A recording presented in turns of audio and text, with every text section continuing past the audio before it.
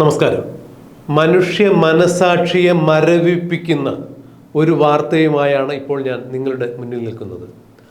ആരോരുമില്ലാത്ത അനാഥ കുട്ടികളെ സംരക്ഷിക്കുന്ന തിരുവനന്തപുരത്തെ ശിശുക്ഷേമ സമിതിയിൽ ഒരു കുട്ടി, അതും ഒരു പിഞ്ചു കുട്ടി, 2.5 വയസ്സുള്ളൊരു പിഞ്ചു പെൺകുട്ടി കിടക്കയിൽ കിടന്ന് മൂത്രമൊഴിച്ചതിൻ്റെ പേരിൽ അതിൻ്റെ രഹസ്യ ഭാഗത്ത് ക്രൂരമായി മുറിവേൽപ്പിച്ചിരിക്കുന്നു. കിടക്കയിൽ കിടന്ന് 2.5 വയസ്സുള്ള കുട്ടികളോ അല്ല എന്നുണ്ടെങ്കിൽ 5 വയസ്സിന് താഴെയുള്ള കുട്ടികളോ മൂത്രമൊഴിക്കുക സ്വാഭാവികമായ ഒരു പ്രക്രിയ മാത്രമാണ്. സ്വന്തം കുട്ടികളാണ് ഇങ്ങനെ ചെയ്യുന്നതെങ്കിൽ ആരെങ്കിലും അത്തരം കുട്ടികളെ ഏതെങ്കിലും തരത്തിൽ ഉപദ്രവിക്കുമോ?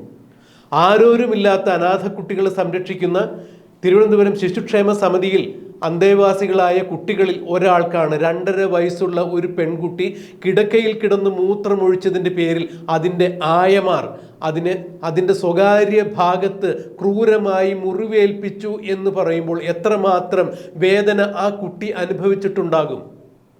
അച്ഛനും അമ്മയും, അല്ലെങ്കിൽ ആരാണ് അച്ഛനും അമ്മയും എന്നറിയാതെ അനാഥമാക്കപ്പെട്ട ഒരു ബാല്യത്തിൻ്റെ നൊമ്പരം എന്താണെന്ന് തിരിച്ചറിയാൻ സാധിക്കാത്ത ആ കുട്ടിയുടെ രഹസ്യ ഭാഗത്ത് മുറിവേൽപ്പിക്കുമ്പോൾ എന്തായാലും ശരീരത്തിന് പറ്റുന്ന വേദന, മുറിവ് മനസ്സിലാക്കാനുള്ള പ്രായം ആ കുട്ടിക്കുണ്ട്. എത്രമാത്രം ആ കുട്ടി കരഞ്ഞിട്ടുണ്ടാകും? ആരാണ് ആ കരച്ചിൽ കാണുക? ഇന്നലെയാണ് സംഭവം നടക്കുന്നത്. കുട്ടിയെ കുളിപ്പിക്കാൻ എടുത്തു കഴിഞ്ഞപ്പോഴാണ് കുട്ടിയുടെ രഹസ്യഭാഗത്ത് ഇങ്ങനെ മുറിവ് കണ്ടത്. ഉടൻ തന്നെ ശിശുക്ഷേമ സമിതിയിലെ ജനറൽ കൺവീനർ അരുൺ ഗോപിയെ നടത്തിപ്പുകാർ വിവരമറിയിക്കുകയും അരുൺ ഗോപി പോലീസിൽ വിവരമറിയിക്കുകയും ചെയ്തു. പോലീസ് എത്തി ശിശുക്ഷേമ സമിതിയിലെ 3 ആയമാരെ അറസ്റ്റ് ചെയ്ത് കൊണ്ടുപോവുകയും ചെയ്തു. ഈ സമയം, അതായത് കുട്ടിക്ക് മുറിവേറ്റിരുന്ന സമയം ഡ്യൂട്ടിയിൽ ഉണ്ടായിരുന്നത് 7 പേരാണ്. അതിൽ ഈ 3 പേരെയാണ് പോലീസ് ഇപ്പോൾ ചോദ്യം ചെയ്തതിൻ്റെ അടിസ്ഥാനത്തിൽ പോലീസ് സ്റ്റേഷനിലേക്ക് മ്യൂസിയം പോലീസ് എത്തി അറസ്റ്റ് ചെയ്ത് കൊണ്ടുപോയത്. എത്ര ക്രൂരമായ രീതിയിലാണ് ഈ സ്ത്രീകൾ പെരുമാറിയിരിക്കുന്നതെന്ന് ആലോചിച്ച് നോക്കുക. മുറിവ് ചെറുതാകട്ടെ വലുതാകട്ടെ, ഒരു കുട്ടി, അതും 2.5 വയസ്സ് മാത്രം പ്രായമുള്ള അനാഥയായ ഒരു കുട്ടി കിടക്കയിൽ കിടന്ന് മൂത്രമൊഴിച്ചതിൻ്റെ പേരിൽ അതിനോട് ക്രൂരമായി പെരുമാറുക, അതിൻ്റെ രഹസ്യഭാഗങ്ങളിൽ മുറിവേൽപ്പിക്കുക എന്ന് പറഞ്ഞാൽ മനുഷ്യ മനസാക്ഷിയെ, മനുഷ്യ രക്തത്തെ പോലും മരവിപ്പിക്കുന്ന തരത്തിലുള്ള ഇത്തരത്തിൽ പെരുമാറുന്ന സ്ത്രീകളെ നമ്മൾക്ക് എങ്ങനെ വിശേഷിപ്പിക്കാൻ സാധിക്കും? സ്ത്രീത്വത്തിൻ്റെ ഏറ്റവും മഹിതമായ ഗുണം തന്നെയാണ് മാതൃത്വം. ഈ ആയമാരും അവർ അമ്മമാർ തന്നെയല്ലേ എന്നുള്ളതാണ് എടുത്തു ചോദിക്കേണ്ടത്. 40 വയസ്സ് അതിന് മുകളിലുള്ള പ്രായമുള്ള ആളുകൾ തന്നെയാണ് ഇവർ. എന്താണ് മനുഷ്യൻ്റെ മനസാക്ഷി ഇത്രത്തോളം മരവിച്ചു പോകുന്നത്, അധപ്പതിച്ചു പോകുന്നത് എന്നുള്ളത് മനസ്സിലാക്കാൻ സാധിക്കുന്നില്ല. പിറവിയിൽ തന്നെ അനാഥരാക്കപ്പെട്ട കുട്ടികൾ, അച്ഛനാരാണ്, അമ്മയാരാണ്, എവിടെ ജനിച്ചു, എങ്ങനെ വളരും എന്നൊന്നും ഒരു നിശ്ചയമില്ലാതെ ശിശുക്ഷേമ സമിതിയുടെ സംരക്ഷണത്തിൽ തണലിൽ വളരുന്ന ഇത്തരം കുട്ടികളോട് സ്നേഹവും കരുണയും മാത്രം കാണിക്കാവുന്ന മനുഷ്യരുടെ ഇടയിലാണ് ആ കുട്ടിയുടെ രഹസ്യഭാഗത്ത് മുറിവേൽപ്പിച്ചിരിക്കുന്നു, കിടക്കയിൽ കിടന്ന് മൂത്രമൊഴിച്ചതിന്. ഇവരുടെ വീട്ടിലും ഈ കുട്ടിയെ ഉപദ്രവിച്ച ആയമാരുടെ വീട്ടിലും കുട്ടികൾ ഉണ്ടാകില്ലേ?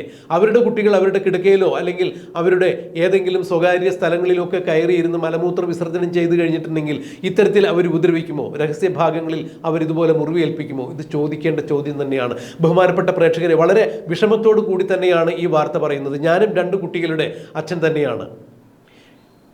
നമുക്ക് എല്ലാവർക്കും അറിയാം, നമ്മുടെ കുട്ടികൾ ചെറുപ്രായത്തിൽ ഒരു പക്ഷേ കിടക്കയിലോ അല്ലെങ്കിൽ നമ്മുടെ ശരീരത്തിൽ ഇരിക്കുമ്പോഴോ ഒക്കത്തൊക്കെ ഇരിക്കുമ്പോഴോ കുട്ടികൾ ചിലപ്പോൾ മലമൂത്ര വിസർജനങ്ങളിൽ നടത്തിയിരുന്നിരിക്കാം.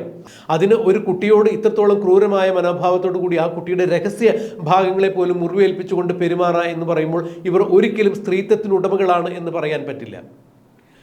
വാക്കുകൾ കടന്നു പോയിട്ടുണ്ടെങ്കിൽ ബഹുമാനപ്പെട്ട പ്രേക്ഷകർ ക്ഷമിക്കണം. മനോവേദന കൊണ്ട് പറഞ്ഞു പോകുന്നതാണ്. ഞാനും 2 കുട്ടികളുടെ പിതാവാണ്. നമ്മുടെ സമൂഹം ഇതെങ്ങോട്ടാണ് പോകുന്നത്? വളരെ നല്ല ഗുണങ്ങൾ നമ്മുടെ സമൂഹത്തിനുണ്ട്. അതുകൊണ്ടാണല്ലോ ശിശുക്ഷേമ സമിതി പോലുള്ള സമിതികൾ ഉണ്ടാകുന്നതും ആരോരുമില്ലാതെ അനാഥരാക്കപ്പെട്ട കുട്ടികളെ സംരക്ഷിക്കുന്നതും സമൂഹത്തിൻ്റെ ഭാഗമായി അവരെ വളർത്തിക്കൊണ്ടുവരുവാനുള്ള ശ്രമങ്ങളെല്ലാം നടക്കുന്നതും. ഇതിനിടയിൽ ഇവിടെ ജോലി ചെയ്യുന്ന താൽക്കാലിക ജീവനക്കാരാണ് ഈ ആയമാർ. 7 പേരുണ്ടായിരുന്നു. ഈ 7 പേരെയും അന്വേഷണ വിധേയമായി സസ്പെൻഡ് ചെയ്തു എന്ന് തന്നെയാണ് ശിശുക്ഷേമ സമിതിയുടെ ജനറൽ കൺവീനറായ അരുൺ ഇപ്പോൾ പറയുന്നത്. എന്തായാലും മനുഷ്യ മനസാക്ഷിയെ ഞെട്ടിക്കുന്ന, കേരളം ഇന്നേ വരെ കേട്ടിട്ടില്ലാത്ത രീതിയിലുള്ള കൊടും ക്രൂരതയാണ് നടന്നിരിക്കുന്നത്. കിടക്കയിൽ കിടന്ന് ഒരു 2.5 വയസ്സുകാരി മൂത്രമൊഴിച്ചു എന്ന് പറയുമ്പോൾ ആ മൂത്രമൊഴിച്ച കുട്ടിയെ ക്രൂരമായി അതിൻ്റെ രഹസ്യ ഭാഗത്ത് മുറിവേൽപ്പിക്കുക എന്ന് പറഞ്ഞാൽ മനുഷ്യ മനസാക്ഷിക്ക് ഒരിക്കലും നിരക്കുന്ന കാര്യമല്ല. മനുഷ്യരായി പിറന്നവർക്കാർക്കും ചിന്തിക്കാവുന്ന കാര്യമല്ല. അമ്മയോ അച്ഛനോ ആയി തീർന്നിട്ടുള്ള ആളുകൾക്ക് ഒരു കാരണവശാലും സങ്കല്പിക്കാൻ പോലും സാധിക്കാത്ത ഈ ക്രൂരകൃത്യം ചെയ്ത ആയമാരെ വളരെ മാതൃകാപരമായി തന്നെ ശിക്ഷിക്കണം. ഇനി ഒരിക്കലും ആരും ഒരു കുട്ടികളോടും ഇത്തരത്തിൽ പെരുമാറാൻ പാടില്ല. മാത്രമല്ല, ശിശുക്ഷേമ സമിതിയിൽ പ്രായപരിധിയിലുള്ള കുട്ടികൾക്ക് ഇതിനു മുമ്പും ഏതെങ്കിലും തരത്തിൽ ഇത്തരത്തിലുള്ള പീഡനങ്ങൾ ഉണ്ടായിട്ടുണ്ടോ എന്നുള്ളത് വളരെ സമഗ്രമായ ഒരു അന്വേഷണം നടത്തണം. ആർക്കെങ്കിലും അത്തരത്തിൽ ഒരു അനുഭവം ഉണ്ടായിട്ടുണ്ട് എന്ന് മനസ്സിലാക്കി കഴിഞ്ഞാൽ തീർച്ചയായും കടുത്ത ശിക്ഷ തന്നെ ഇവർക്ക് കൊടുക്കണം, മാതൃകാപരമായി ശിക്ഷിക്കണം. ഇനി ഒരിക്കലും അനാഥരായ കുട്ടികളോടോ സനാഥരായ കുട്ടികളോടോ മാനവ സമൂഹം ഇത്തരത്തിൽ പെരുമാറാൻ പാടില്ലാത്ത തരത്തിൽ മാതൃകാപരമായി ഇവരെ ശിക്ഷിക്കണം എന്ന് തന്നെ പറയട്ടെ. എന്തായാലും ഈ കാര്യത്തിൽ സർക്കാരും അനുബന്ധ ഉദ്യോഗസ്ഥന്മാരും ഏതു തരത്തിലുള്ള നടപടിയെടുക്കും എന്ന് നമുക്ക് കണ്ടറിയാം. കാത്തിരിക്കും.